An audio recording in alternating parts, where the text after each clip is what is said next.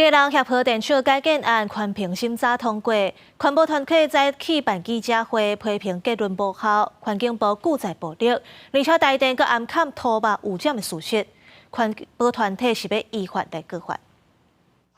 协和电厂改建案26号伫环评大会通过审查，反对开发的在地个环保团体冲往主席台，一道更加爆发支持开发在地里长，甲反对的人有严重冲突，有人甚至互拍。而在地团体搁一届举行记者会，讲环评已经死啊。整个昨天的过程呢，环境部就是吃了秤砣铁了心，对这个严重的程序问题还有民意就充耳不闻哦，放任说整正方里长来殴打反对的民众，毫无制止哦。环团伫环评大会前一天提出台电内部报告指出，协和电厂内底土壤污染包括总石油、碳氢化合物，还有多氯联苯浓度超标，但事件顶头所记载比管制标准低，明显违反环评法，会依法来告发。在地议员是恭喜环境部长彭启明，离环评过关了后变成经济部的大兄。我恭喜彭启明部长，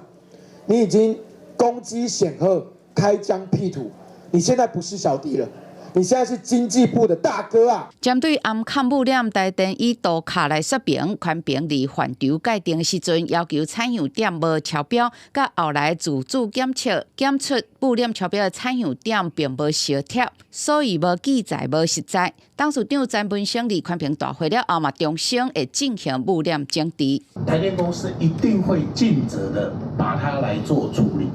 并不是台电在隐匿。